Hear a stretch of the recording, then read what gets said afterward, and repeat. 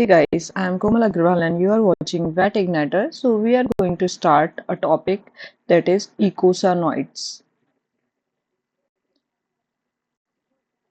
Eicosanoid, eicosanoid is also known as lipid-derived autocoids.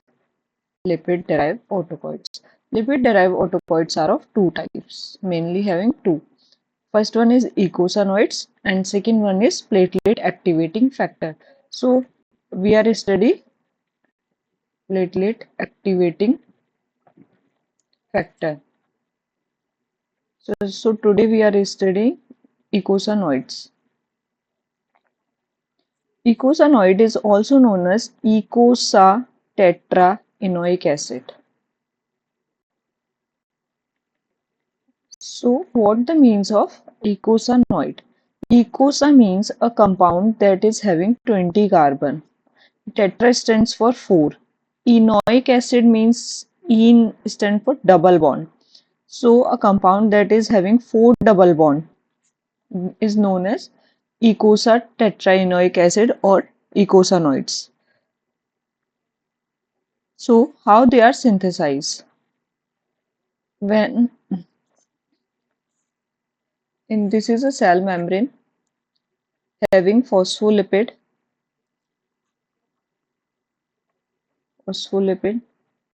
Whenever there is a trauma or any mechanical injury, there is synthesis of an enzyme that is phospholipase A2. Phospholipase A2. Okay. So, when any inflammation, any mechanical trauma or injury lead to release of phospholipase A2 enzyme. So, it will when they will act on cell membrane or phospholipid layer, it will convert it into arachidonic acid. Arachidonic acid. Arachidonic acid is the precursor molecule of eicosanoids.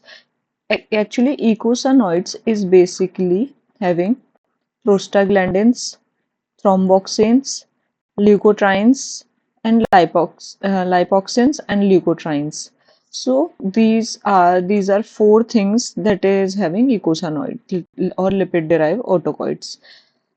So first, the precursor molecule is arachidonic acid. Now we are going to start how they are synthesized. So when arachidonic acid is formed, there is three enzymes that are responsible for formation of different things. So first one is cyclooxygenase, जिसको हम COX के नाम से भी जानते हैं. तो ये जो कॉक्स होता है, मैं नेक्स्ट पेज पर बताती हूँ इसके बारे में क्योंकि इधर साइकिल बताना है. तो कॉक्स एंजाइम जो है इसको बोलते हैं साइक्लोऑक्सीजिनेज. साइक्लोऑक्सीजिनेज एंजाइम जो है ये तीन टाइप्स का पाया जाता है, COX 1, COX 2 and COX 3. COX 3 recent में आया है काफी ज्यादा. कॉक्स 1 जो होता है वो कॉन्स्टिट्यूटिव नेचर का होता है. मींस ये मोस्टली एवरी सेल्स में प्रेजेंट है. सो हम जब कॉक्स 2 के बारे में बात करेंगे, सो कॉक्स 2 क्या होता है,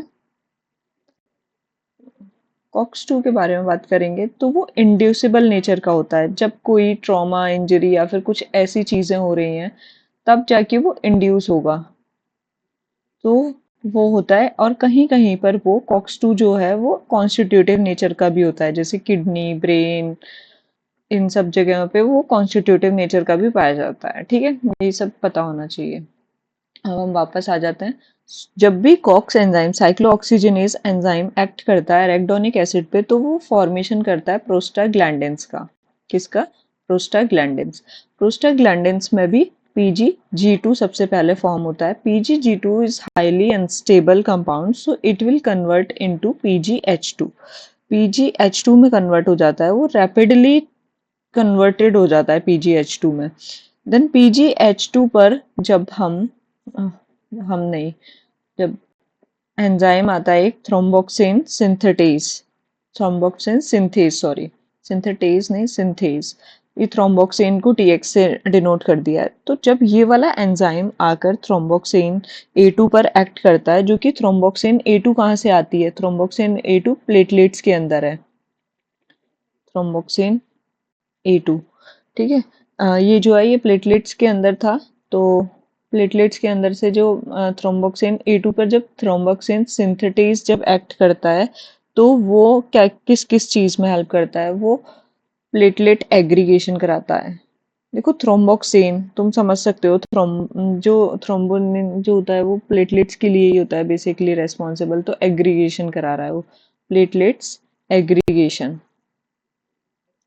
और ये वैसो कॉन्स्ट्रिक्शंस भी कॉज कराता है। अब आ जाते हैं हम सेकेंड एंजाइम पर। तो जो सेकेंड एंजाइम है आइसोमरेज, जब PGH2 पर आइसोमरेज जाके मतलब एक्ट करता है, तो ये क्या करता है? ये प्रोस्टासाइक्लिन्स का फॉर्मेशन करता है। प्रोस्टासाइक्लिन्स को PGI2 लिखते हैं। प्रोस्टासाइक्लिन, प्रोस्टासाइक्लिन जो होता है ये प्लेटलेट के एग्रीगेशन को इनिबिट करता है। प्लेटलेट्स एग्रीगेशन इनिबिट, ठीक है। इनिबिट को मैंने माइनस नेगेटिव साइन से इंडिकेट कर दिया। और ये वेसोडाइलेशन कराता है। तो ये दोनों एक दूसरे में बिल्कुल अपोजिट इफेक्ट शो कर रहे हैं। ये प्लेटलेट एग्रीगेशन करा रहा है, वो प्लेटलेट्स का इनिबिशन करा रहा है, ये कॉन्स्ट्रिक्शन करा रहा है, ये वेसोडाइलेशन करा रहा है।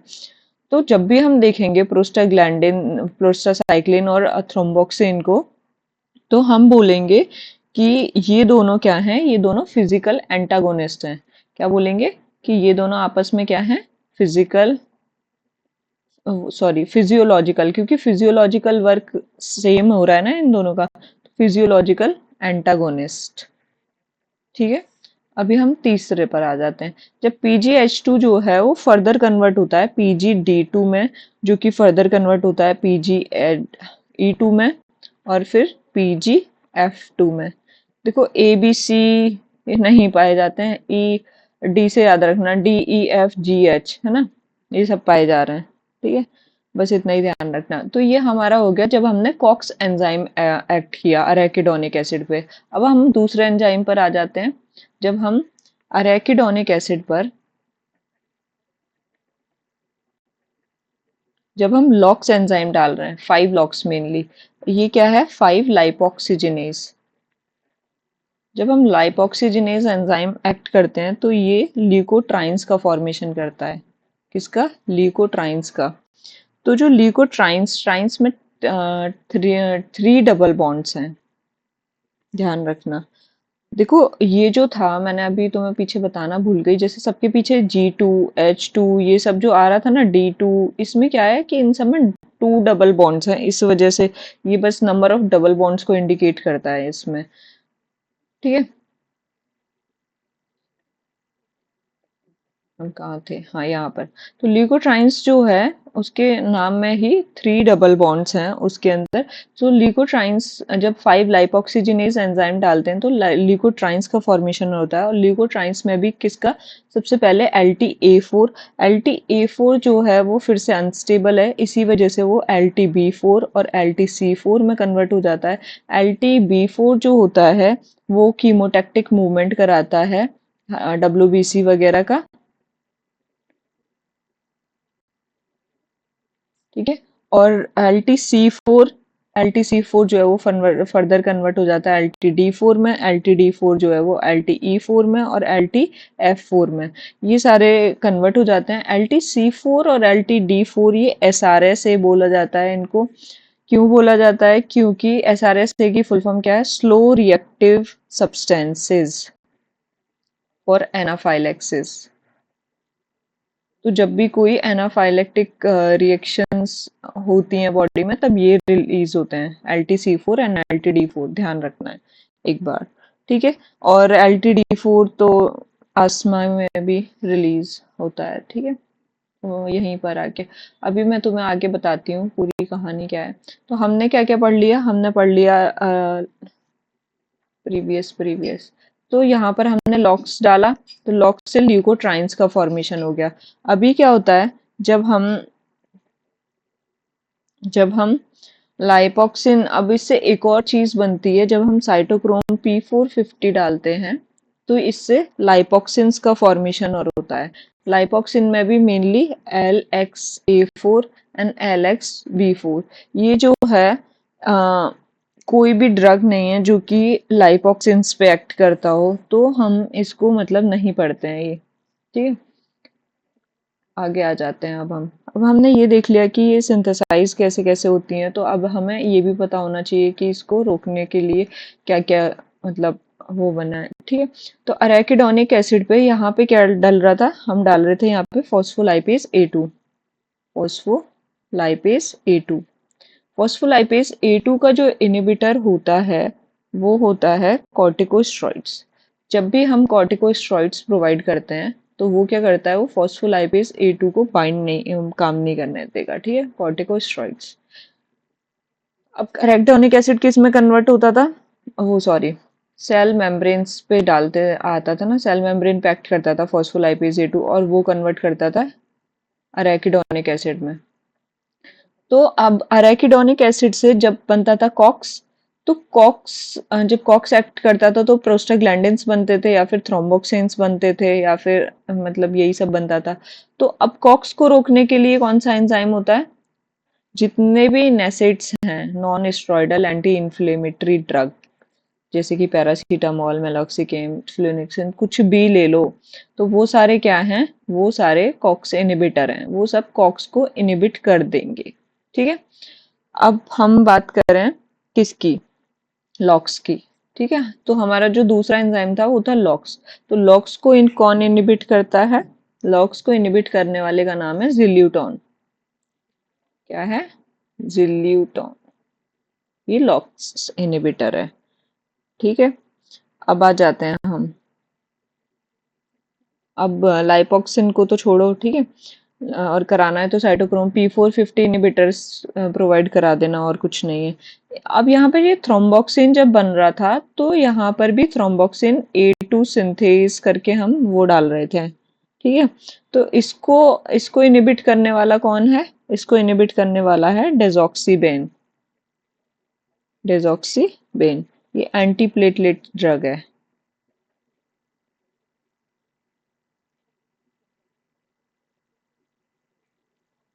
ठीक है, अब इतना समझ में आ गया है, तो अब हम आगे बढ़ते हैं।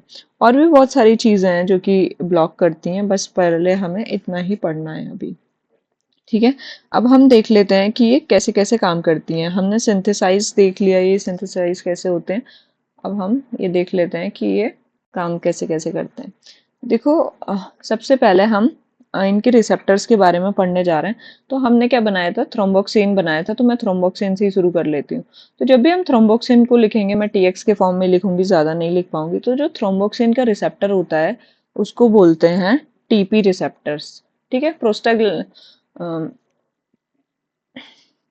मेनली है तो प्रोस्टाग्लैंडिन सी, तो इस वजह से टीपी है ना, टीपी रिसेप्टर्स होते हैं इसके। और टीपी रिसेप्टर्स में भी इसके दो आइसोफॉर्म्स होते हैं, अल्फा और बीटा। ठीक है, अल्फा और बीटा दो आइसोफॉर्म्स पाए जाते हैं। अब जो है टीपी रिसेप्टर्स जो होता है ये कैसे काम करते हैं, तो ये मेनली GQ को, जी प्रोटीन कपल रिसेप्टर्स जो होते हैं उन पे जाके एक्ट करेंगे और ये GQ को एक्टिवेट करते हैं। GQ क्या करता है, तुम्हें भी पता होगा GQ क्या करता था, कि ये एक्टिवेशन ऑफ फॉस्फोलाइपेज सी, ठीक है, इसको एक्टिवेट करता है। जो फॉस्फोलाइपेज सी होता था वो क्या करता था, फॉस्फोलाइपेज सी जो होता था वो एक्ट करता था इनोसिटोल, वही IPI2, वो PIP2 पे एक्ट करता था। और PIP2 पे एक्ट करके वो क्या करता था, IP3 और डैग में कन्वर्ट करा दिया करता था। IP3 और डैग क्या थे, ये सेकेंडरी मैसेंजर थे। ये सेकेंडरी मैसेंजर कैसे हेल्प करते थे, तो ये जो IP3 होता है ये सेल मेम्ब्रेन से अंदर डिफ्यूज होके साइटोप्लाज्म में आ जाता है और वहां पर एंडोप्लाज्मिक रेटिकुलम के ऊपर IP3 रिसेप्टर्स होते हैं। IP3 रिसेप्टर से बाइंड करके IP3 वो क्या करता है, कैल्शियम को इफ्लक्स करा देता है। ठीक है, कैल्शियम सेल के अंदर यहाँ पर बढ़ जाएगा, एंडोप्लाज्मिक रेटिकुलम से रिलीज करा देगा। जो डैग होता है वो सेल मेम्ब्रेन पर ही स्टिक रहता है, और ये जो है ये मेम्ब्रेन की परमेबिलिटी को परमेबिलिटी चेंज कराने में हेल्प करता है, IP3 एंड डैग।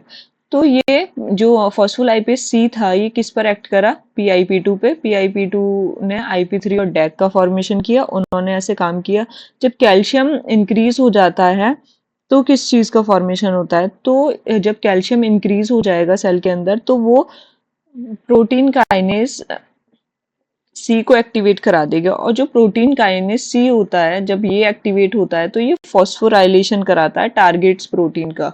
क्या कराता है, फॉस्फोराइलेशन कराता है कोई भी टारगेट प्रोटीन का। और जब कोई टारगेट प्रोटीन का फॉस्फोराइलेशन होता है तो वो क्या करता है, वो अपना कोई भी सेलुलर रेस्पॉन्स शो करता है। ठीक है, तो ये हमारा काम, जैसे कि अभी थ्रोम्बोक्सिन का काम क्या था कि प्लेटलेट को एग्रीगेशन कराना। तो ये प्लेटलेट एग्रीगेशन किसकी वजह से हुआ, कोई सेलुलर रेस्पॉन्स जो क्रिएट हुआ। तो बस तुम्हें क्या याद रखना है कि टीपी रिसेप्टर्स होते हैं जो कि GQ coupled GPCR coupled receptor Q होते हैं। ठीक है, बस तुम्हें इतना याद रखना है तो तुम्हारा सब कुछ हो जाएगा। अब इसका मेन क्या क्या काम था, मैंने जैसे कि बताया कि ये प्लेटलेट्स का एग्रीगेशन करा देगा और ये स्मूथ मसल का कॉन्ट्रैक्शन करा देता है। ठीक है, इसके ये दो काम थे। अभी हम आ जाते हैं थ्रोम्बोक्सिन के बाद पढ़ा था हमने प्रोस्टासाइक्लिन। तो पीजीआई टू का जो रिसेप्टर्स होते हैं वो आईपी रिसेप्टर्स होते हैं। ये जो आईपी रिसेप्टर्स हैं मेनली इस पे मतलब पीजीआई टू भी काम करता है और PGE1 भी काम करता है थोड़ा बहुत, अगर देखने के लिए मिला है। ऐसे ही थ्रोम्बोक्सिन रिसेप्टर पे थ्रोम्बोक्सिन A2 भी और PGH2 भी काम करता है थोड़ा बहुत। तो ऐसे मतलब मेन तो जो है वो याद रखो कि PGI2 पे आईपी रिसेप्टर्स। तो इसके जो आईपी रिसेप्टर्स होते हैं वो जी प्रोटीन कपल रिसेप्टर्स एस सब यूनिट से बाइंड कर एसोसिएटेड होते हैं। और ये जो होता है ये एक्टिवेट करता है एडेनाइल साइक्लेज एंजाइम को, जो कि एडेनाइल साइक्लेज एंजाइम क्या करता है, लिख देती हूँ। एडेनाइल साइक्लेज एडेनाइल साइक्लेज एंजाइम हमेशा साइक्लिक एएमपी का लेवल इंक्रीज कर देता है। ये जो है एटीपी को कन्वर्ट कर देता है साइक्लिक एएमपी में, जब भी एडेनाइल साइक्लेज एक्ट करोगे तो जब साइक्लिक एएमपी का लेवल इंक्रीज हो जाता है तो वो फॉस्फोकाइनेज ए को एक्टिवेट कर देता है। और जब फॉस्फोकाइनेज ए एक्टिवेट हो जाएगा तो वो फिर से प्रोटीन का फॉस्फोराइलेशन कराएगा। और उस फॉस्फोराइलेशन कराने की वजह से क्या होता है, सेलुलर रेस्पॉन्स शुरू होते हैं। ठीक है, आई थिंक ये क्लियर होगा। अभी इससे ज्यादा तो नहीं बता सकती हूँ, मुझे बस इतना ही मैकेनिज्म आता है। ठीक है, तो मतलब बस तुम्हें जीएस याद रखना है कि जी प्रोटीन कपल्ड रिसेप्टर से एस पे काम करता है। तो अब ये जो था ये मैंने बताया था कि एंटागोनिस्ट है। तो ये क्या कराएगा, ये प्लेटलेट एग्रीगेशन जो हो रहा है उसका इनिबिशन कराएगा। ठीक है, और ये नेट्रीयूरेसिस भी कराता है, और ये वेसोडाइलेशन करा रहा होगा, वेसोडाइलेशन। और ये रेनिन को भी रिलीज कराता है। ठीक है, RININ वाला रेनिन है भाई। ठीक है, तभी लिखा है नेट्रोयूरेसिस। ठीक है, तो अब आ जाते हैं हम तो बाकी के रिसेप्टर्स पे। ठीक है, तो मैंने तुम्हें तीसरा क्या बताया था, प्रोस्टाग्लैंडिन्स D2H2 D2E2 और F2। ठीक है, तो ये सारे बताए थे। तो अब देखो देखो मैं यहाँ पे बना देती हूँ D2E2 प्रोस्टाग्लैंडिन्स प्रोस्टाग्लैंडिन्स और प्रोस्टाग्लैंडिन्स F2। अब देखो इन तीनों को लेके एक साथ ही पढ़ लेते हैं। तो जो प्रोस्टाग्लैंडिन D2 होते हैं उसका जो रिसेप्टर्स होते हैं वो होते हैं DP1 रिसेप्टर्स और DP2 रिसेप्टर्स। अब जो DP1 रिसेप्टर्स है वो हमेशा जी प्रोटीन कपल रिसेप्टर्स एस से एसोसिएटेड होते हैं, और DP2 रिसेप्टर्स जो होते हैं वो जी प्रोटीन आई से इनिबिटरी प्रोटीन से एसोसिएटेड होते हैं।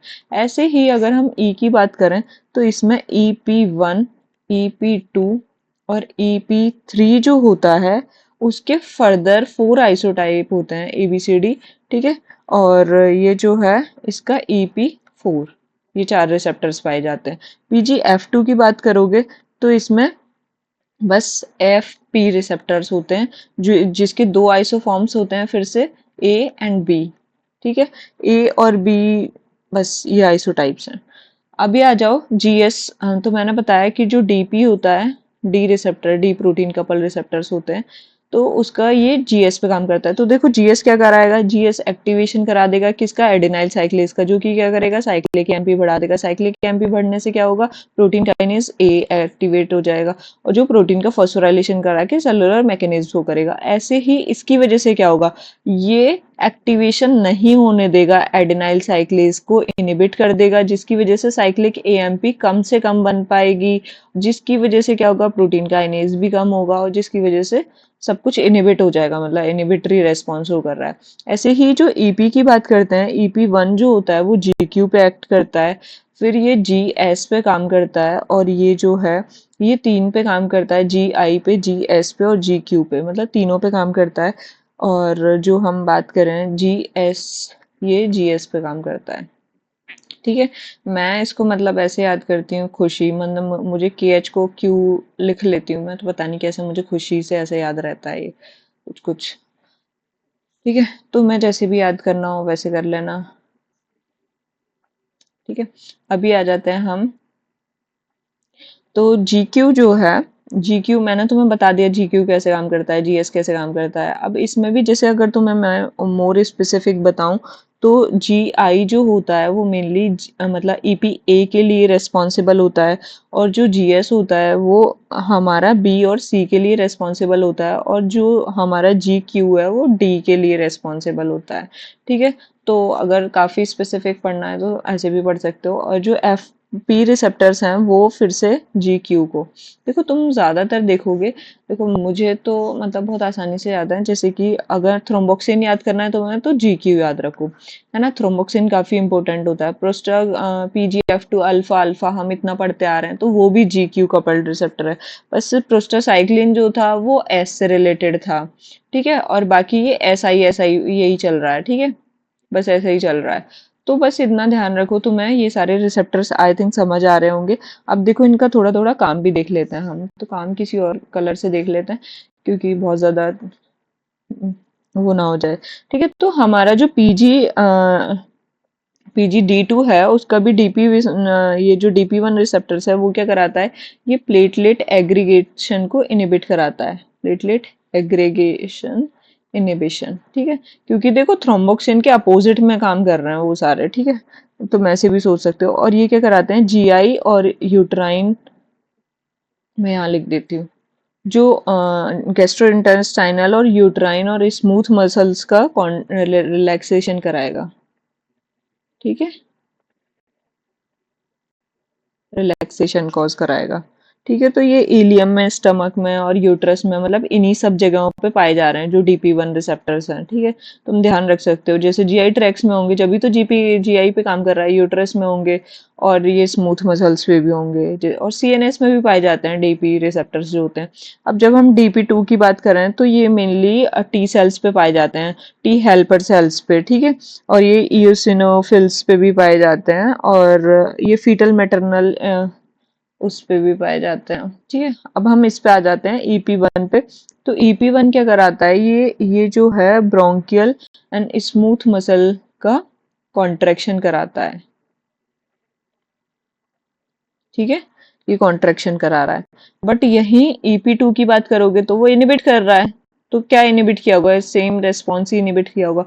तो ये ब्रोंकियल और स्मूथ मसल का क्या कराएगा, रिलैक्सेशन कराता है ये।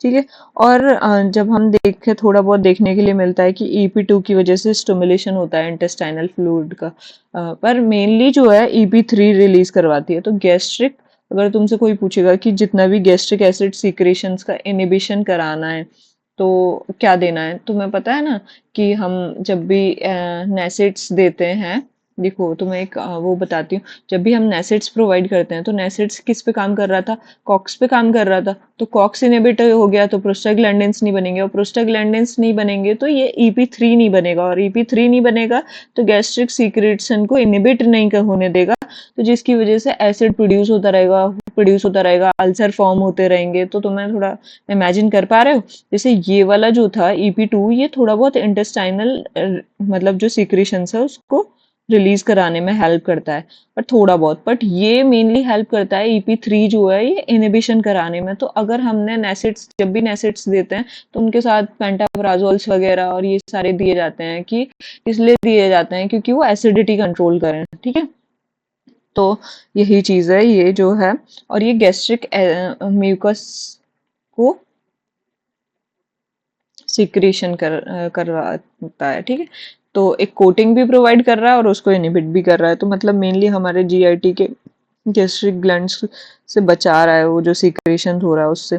अब देखो जो स्मूथ मसल होता है उसका कॉन्ट्रैक्शन ही करता है ये भी, ठीक है।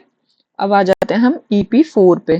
तो EP4 जो पाया जाता है वो जो है जैसे कि पेटेंसी ऑफ डक्टस आर्टरियोसस, इन सब में देखने के लिए मिलेगा, और नियोनेटल एडप्शन ऑफ सर्कुलेशन जो होता है वहां पे पाया जाता है। तो इसको मुझे उतना ज्ञान नहीं है EP4 के बारे में, तो ना ही मुझसे लेना, ठीक है। जो अब देखो PGF2 अल्फा तो तुम फर्स्ट ईयर की फिजियोलॉजी से पढ़ते आ रहे होंगे। PGF2 अल्फा क्या करता है, तो ये यूट्राइन स्मूथ मसल का क्या करता है, कॉन्ट्रैक्शन कराता है, ठीक है। अब ये ब्रोंको कॉन्स्ट्रिक्शन भी करता है, ठीक है। और ये ल्यूटियोलाइसिस करता है मेनली, इस चीज को ध्यान रखना, मतलब ये तो मतलब बहुत ही जरूरी है। कॉर्पस ल्यूटियम जो है उसका लाइसिस करा रहा है ये, ठीक है। तो ल्यूटियोलाइसिस कराता है ये, और इंडक्शन ऑफ पार्चुरेशन। तो बस इतने ही फंक्शन तुम्हें याद रखने हैं कि क्या कराता है, इंडक्शन ऑफ पार्चुरेशन, ठीक है। तो अभी हमें इतना शायद रिसेप्टर्स याद हो गए होंगे कि PGD2 के लिए क्या कौन कौन से रिसेप्टर्स होते हैं, DP1 DP2, EP1 EP2, EP3 EP4, और PGF2 के लिए FP, ठीक है। मैंने इतना कवर कर लिया। अब हम आ जाते हैं प्रोस्टाग्लैंडिन्स कवर करने के बाद लॉक्स, ठीक है। लॉक्स से क्या बनता था, रेक्डोनिक एसिड पे जब लॉक्स डलता था तो क्या बनता था, ल्यूकोट्राइन्स, ठीक है। अब हम ल्यूकोट्राइन्स की बात करते हैं। तो ल्यूकोट्राइन्स पे कौन कौन से रिसेप्टर्स होते हैं तो उसके बारे में बात कर लेते हैं। तो ल्यूकोट्राइन्स पे जब भी तुम रिसेप्टर्स देखने जाओगे तो तीन टाइप्स के रिसेप्टर पाए जाते हैं। एक BLT रिसेप्टर, एक सिस्टीन LT1 रिसेप्टर, एक सिस्टीन LT2 रिसेप्टर्स, ठीक है। तीन रिसेप्टर्स होते हैं, मेनली ध्यान रखना। अब जो BLT रिसेप्टर्स होते हैं ये मेनली रेस्पॉन्सिबल होते हैं LTB4 के जाके एक्ट करता है। BLT रिसेप्टर्स पे LTD4 और LTC4 जो है वो सिस LT1 पे काम करता है। और अगर हम इसकी बात करें सिस LT2 की, तो इस पे LTC4D4 और LTE4, ठीक है। ये सारे के सारे इसी पे काम करते हैं। अब ये जो BLT रिसेप्टर्स हैं इसमें भी दो टाइप्स के आइसोफॉर्म्स हैं, कि BLT1 एंड BLT2, ठीक है। तो जो BLT1 अगर हम देखें तो वो GI और G1S को एक्टिवेट करता है, और यहाँ पे जो है जो BLT2 होते हैं वो मेनली GQ के थ्रू काम करते हैं, ठीक है। अगर हम सिस LT1 की बात करें तो वो GQ को काम करते हैं। यहाँ पे वैसे LTE4 भी होता है, शायद CDE तीनों होते हैं, हाँ।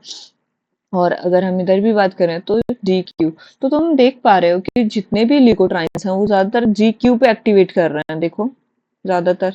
तो GQ को एक्टिवेट करने के से क्या होता था कि वो फॉस्फोलाइपेज A2 का रिलीज करते थे, फॉस्फोलाइपेज C का फॉस्फोलिपिड C का रिलीज करते थे, जिसकी वजह से PIP2 जो है वो IP3 डैग में कन्वर्ट होता था। IP3 जाके सार्कोप्लाज्मिक रेटिकुलम में वहां पे जाके एक्ट करेगा IP3 रिसेप्टर्स पे, जो कि कैल्शियम का रिलीज करा देगा।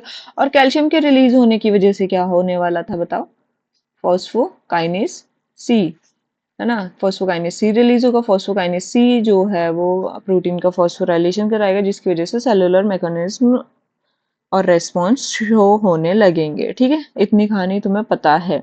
अब देखो डायरेक्ट सुन लो कि BLT का क्या काम होता है। अब इन सब रिसेप्टर्स की वजह से क्या होता है, तो ये कीमोटैक्सिस कराते हैं ग्रेन्युलोसाइट्स का, किसका, ग्रेन्युलोसाइट्स का कीमोटैक्सिस कराते हैं या फिर मैक्रोफेज का, ठीक है।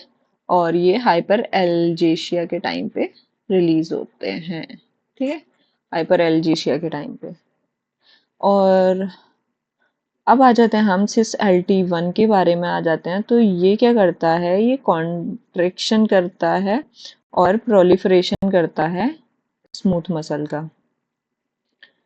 आप कहोगे कि हमें तो करा के दिखाओ, अरे हाँ बता देंगे।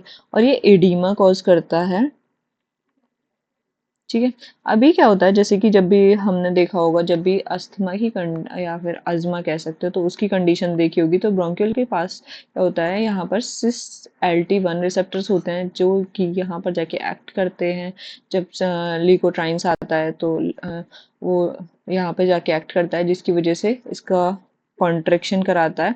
तो ये जो है अस्थमा इंड्यूस करता है या फिर अजमा इंड्यूस करता है, ठीक है। अब आ जाते हैं हम सिस LT2 रिसेप्टर्स पे, जो कि एंडोक्राइन में इसका बहुत बड़ा हाथ है, ठीक है। और या फिर कार्डियोवेस्कुलर सिस्टम में, वेस्कुलर सिस्टम में।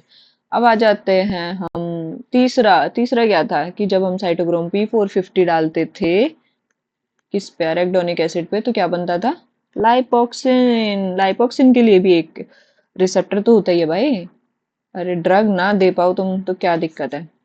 तो उसका होता है LXAR4 रिसेप्टर्स, ठीक है। तो ये मेनली कीमोटैक्सिस को इनिबिट करते हैं, ट्रांसमाइग्रेशन कराते हैं और ये सुपर ऑक्साइड जनरेशंस में हेल्प करते हैं। बस तुम्हें ये याद रहना चाहिए, ठीक है। शायद समझ में आ रहा होगा, मुझे ऐसा लगता है, पर नहीं आ रहा होगा तो मेरी कोई गलती नहीं है वैसे, ठीक है। अभी हम आ जाते हैं, थोड़ा थोड़ा याद कर लेते हैं एक आधे का नाम। ड्रग तो दीदी पढ़ा ही नहीं, उठा रहे हैं, ठीक है। अब आ जाते हैं हम ड्रग्स के बारे में। तो हम सबसे पहले देखो, प्रोस्टाग्लैंडिन्स का नाम प्रोस्टाग्लैंडिन्स क्यों पढ़ा था मैंने तुम्हें बताया नहीं, क्योंकि ये प्रोस्टेट ग्लैंड से पहली बार मिला था, इसी वजह से, ठीक है। तो अब हम आ जाते हैं, सबसे पहले हम PGE1 के पढ़ लेते हैं, ठीक है। PGE1 काफी इंपॉर्टेंट है, तो इस वजह से PGE1 ही पढ़ लो सबसे पहले। तो एक होता है मीजोप्रेस्टोल, भाई इसको याद कर लो, मतलब स्पेलिंग थोड़ा उल्टा कर दिया, मीजोप्रेस्टोल, ये मतलब तुम्हें पता ही होना चाहिए, ठीक है। मीजोप्रेस्टोल मतलब मीजोप्रेस्टोल, ठीक है। इसका कैसे कैसे यूज होता है ये भी पता होना चाहिए। देखो इसका जो यूज होता है, यहाँ लिख देती हूँ। तो इसका यूज जितने भी नेसिड्स की वजह से पेप्टिक अल्सर जो भी इंड्यूस होते हैं उसमें दिया जाता है। क्या है ये, क्या है ये है ड्रग ऑफ चॉइस। इनका क्या होता है, या तो PPI, वैसे अगर देखा जाए तो जितने भी प्रोटॉन पंप इनहिबिटर होते हैं वो नेसिड्स इंड्यूस पेप्टिक अल्सर का ड्रग ऑफ चॉइस होते हैं। बट अगर हम ये भी दे सकते हैं मीजोप्रोस्टोल नेसिड्स इंड्यूस पेप्टिक अल्सर्स में, ठीक है। जैसे कि मैंने बताया कि वो इनहिबिट कर देता है EP3 जो था, ठीक है।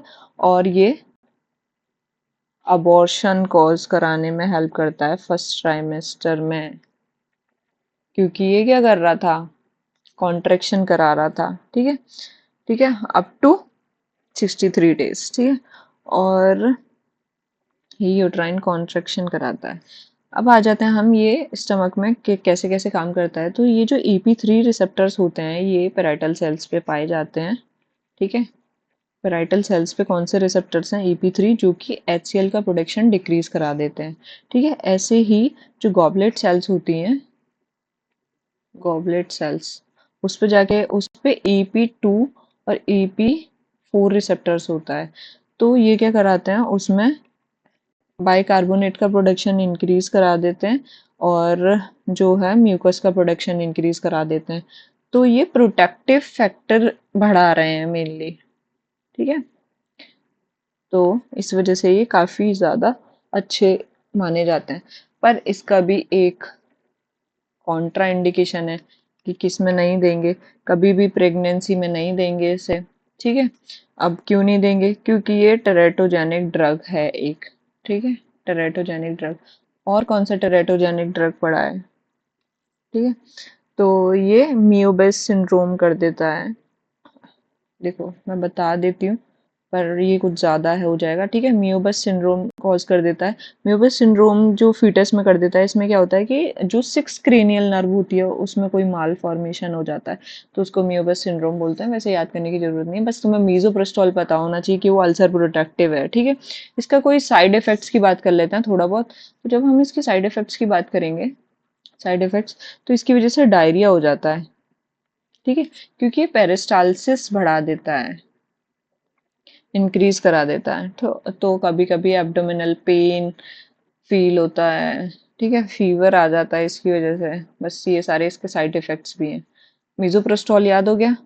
तो अब हम आ जाते हैं PGE2, पीजी, अरे यार, GE1 एनालॉग, ठीक है। तो अभी जो हमने पढ़ा था तो वो भी PGE1 एनालॉग ही था। तो दूसरा है ल्यूबिप्रिस्टोन, ठीक है, ल्यूबिप्रिस्टोन। ल्यूबिप्रिस्टोन भी क्लोरीन का सिक्रेशंस करता है, और इसका जो ट्रीटमेंट है वो कॉन्स्टिपेशन में किया जाता है, IBS में इनका, ठीक है। अब आ जाते हैं हम PGE1। PGE1 का एक और अगर हम देखेंगे तो जेमीप्रोस्ट भी है। जेमीप्रोस्ट जो है वो फर्स्ट ट्राइमेस्टर अबॉर्शन के लिए दिया जाता है, ठीक है। अब आ जाते हैं हम PGE1 में ही एक और, एल्प्रोस्टाडिल। एल्प्रोस्टाडिल एल्प्रोस्टाडिल जो होता है वो किसके ट्रीटमेंट में दिया जाता है? इरेक्टाइल डिसफंक्शन के, ठीक है। मेंस में दिया जाता है भाई, जानवरों में तो मैंने पता नहीं, पढ़ा नहीं है ना, ठीक है। इरेक्टाइल डिसफंक्शन में दिया जाता है। अब जैसे ड्रग ऑफ चॉइस तो वैसे सिडनाफिल होता है, तुम्हें भी पता होगा, पीडी इनहिबिटर होता है वो, ठीक है। पर इसमें भी दिया जाता है, ठीक है, ध्यान रखना। अब आ जाते हैं हम PGE2 पे। तो PGE2 में जो होता है वो होता है डीनोप्रोस्टोन, डीनोप्रोस्टोन, ठीक है। डीनोप्रोस्टोन में ध्यान रखना कि ये जो है ये ड्रग ऑफ चॉइस होता है किसके लिए? सर्वाइकल राइपनिंग के लिए, ठीक है, और या फिर सेकेंड ट्राइमेस्टर अबॉर्शन के लिए, ठीक है, इन सब के लिए। और या फिर हम बोलते हैं इसका एक साइड इफेक्ट्स होता है डीनोप्रोस्टोन का कि ये ऑस्टियोपोरोसिस कॉज कराता है, मतलब बोन रिजॉर्प्शन टाइप का, ठीक है। तो ये भी ध्यान रखना, ये डीनोप्रोस्टोन है, एक डीनोप्रोस्ट भी आएगा, तो उसका इंतजार करें, दोनों अलग अलग हैं, ठीक है। तो हम आ जाते हैं हम PGF2 अल्फा पे। तो PGF2 अल्फा की जब एनालॉग्स पढ़ेंगे तो उसमें आता है डीनोप्रोस्ट और वो था डीनोप्रोस्टोन, तो दोनों को ध्यान से याद रखें, ठीक है। तो जो डीनोप्रोस्टोन होता है वो इंडक्शन ऑफ लेबर कराता है, और एक और है इसी जैसा, कार्बोप्रोस्ट। कार्बोप्रोस्ट जो है वो कॉन्ट्रेक्शन कराता है यूट्रस का, और ये जो है सेकेंड ट्राइमेस्टर अबॉर्शन कराता है, ठीक है, पोस्टपार्टम हेमोरेजेस बताएंगे, ठीक है। अभी हम कुछ ट्रॉपिकल आई ड्रॉप्स होती हैं जिसके अंदर कुछ कुछ होता है, पर छोड़ो ना, जैसे कि लेटेनोप्रोस्ट वगैरह। अभी हम PGI2 पढ़ लेते हैं। PGI2, ठीक है। PGI2 में आता है इपोप्रोस्टिनॉल, ठीक है, टीप्रोस्टिनिल, प्रोस्टिनिल, शायद एक बार स्पेलिंग चेक कर लेना, मुझे याद तो यही आ रही, टीप्रोस्टिनिल, और पता नहीं। तो ये मेनली वेसोडाइलेटर होते हैं, वेसोडाइलेटर, ठीक है, क्योंकि वो वैसे कॉन्स्ट्रिक्टर था थ्रोम्बोक्सिन जो था, ठीक है। ये पल्मोनरी आर्टरी के अंदर, पल्मोनरी आर्टरी हाइपरटेंशन इन कंडीशंस में यूज होता है, ठीक है। अब आ जाते हैं हम, अब हम किस पे आए? तो हमने ये कितने कितने पढ़ लिए, एल्प्रोस्टाडिल, जेमीप्रोस्ट, ये सब पढ़ लिए ना, ठीक है। जो एल्प्रोस्टाडिल होती है ये सपोजिटरीज की तरह यूज होती है, ठीक है, और जब भी इंजेक्ट की जाती है तो मतलब इंट्रा कैवर्नसली की यूज की जाती है पीनस के अंदर, ठीक है। कैवर्नसली मतलब पीनस के अंदर एक लेयर है कॉर्पस कैवर्नोसम की, उसके अंदर इंजेक्ट की जाएगी, ठीक है। मीजोप्रोस्टॉल तो तुम्हें पता ही है, मैंने मीजोप्रोस्टॉल बताया था ना। ठीक है। मीसोप्रोस्टोल तो तुम्हें पता ही है कि अल्सर हीलिंग एजेंट, वेटनरी में भी यूज होता है, ह्यूमंस में भी यूज होता है। अल्सर प्रोटेक्टिव एजेंट, ठीक है, या फिर क्रायो प्रोटेक्टिव भी बोलते हैं इसे, ठीक है। और क्या पढ़ाऊँ तुम्हें? ठीक है, डिनोप्रोस्टोन के बारे में बता ही दिया। डिनोप्रोस्टोन और डिनोप्रोस्ट में अंतर ध्यान रखना कि डिनोप्रोस्टोन जो है ये क्या करा रहा था, राइपनिंग कराता है, सर्वाइकल राइपनिंग, ठीक है, और डायलिटेशन करा देता है सर्विक्स का, ठीक है। और बस इतना ही पढ़ लो। और हम PGF2 अल्फा में जब भी बात करेंगे तो ल्यूटिलाइसिस एजेंट देंगे, जैसे कि डिनोप्रोस्ट और कार्बोप्रोस्ट। ये क्या कराएंगे, ये सब के सब वही ल्यूटिलाइसिस कराएंगे या फिर रिग्रेशन ऑफ कॉर्पस ल्यूटियम कराएंगे, ठीक है। लिख देती हूँ, regression of corpus luteum. So I hope तुम्हें समझ आया होगा। So thank you so much for listening me.